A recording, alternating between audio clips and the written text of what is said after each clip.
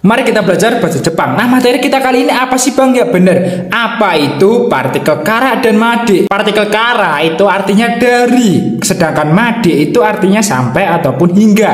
Kara digunakan untuk menunjukkan titik permulaan, sedangkan made digunakan untuk menunjukkan titik akhir. Tapi itu tergantung konteks. Partikel kara dan made itu masih banyak fungsinya ya guys ya. Jadi kita bahas yang ini aja dulu. Kalau kalimat yang kali ini kita akan pakai tempat, dilanjut partikel kara, tempat lagi, terus partikel made, jangka waktu, dan yang terakhir kakarimas. Ini ke sini ya guys ya, dikarenakan panjang sekali coy pola kalimatnya. Kita sepil kosakatanya dulu ya guys ya. Ichijikan 1 jam, nijikan 2 jam, sanjikan 3 jam, yojikan 4 jam, gojikan 5 jam, rokujikan 6 jam, shichijikan 7 jam, hachijikan 8 jam, kujikan 9 jam, jujikan 10 jam. Kakarimas itu artinya perlu, tapi dalam konteks waktu, perlu waktu gitu ya guys ya. Kakara naik tidak perlu, jadi tidak perlu waktu coy. 1 jam ini konteksnya kayak aku kesini butuh berapa jam? Ya bener butuh 1 jam. Pakainya ichijikan gitu coy. Untuk kalimatnya, A, dari Jepang sampai Korea Selatan perlu berapa lama? Terus tanda tanya. Terus dijawab B, perlu sekitar 1 jam dengan pesawat. Nah mari kita rangkai dengan pola kalimat ini ya guys ya. Tempat kara, tempat pade, jangka waktu, dan kakarimas. Tempat kara, tempat made, jangka waktu, kakarimas. Mari kita rangkai perlahan. Kita lihat dulu tempat yang pertama apa sih? Jepang. Jepang itu nihon.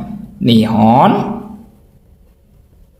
Terus tadi partikel apa? Partikel kara.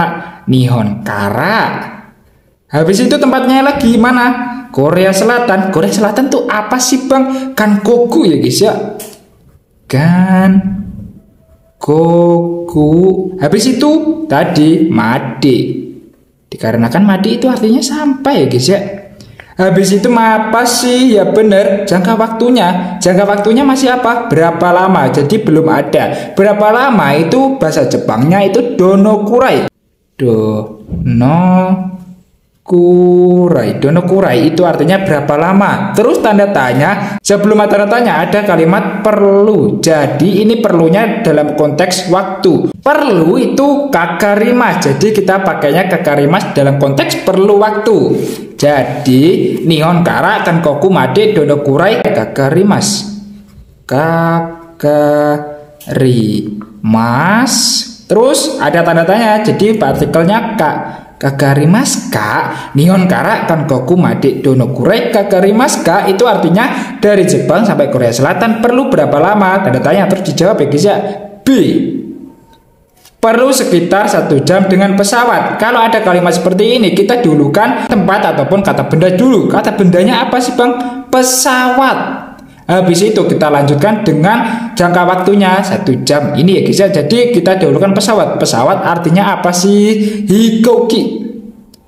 Hikouki. Nah, hikouki itu pasti di belakangnya harus ada partikel. Partikel yang cocok itu adalah partikel D. Dikarenakan subjek melakukan sesuatu. Sesuatunya apa sih? Ya dikarenakan perlu sekitar 1 jam dengan pesawat. Jadi pesawatnya itu bergerak atau melakukan sebuah kegiatan. Jadi partikel yang cocok adalah partikel D. Hikouki D. Nah habis itu kita lanjutkan dengan jangka waktunya. Jangka waktunya apa sih? 1 jam. 1 jam itu tadi apa? Ichijikan. Jadi kita pakainya ichijikan.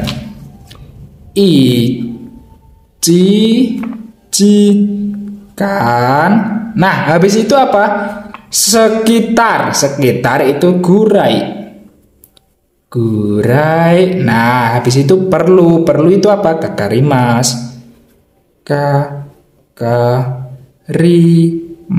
Gitu coy cara merangkainya.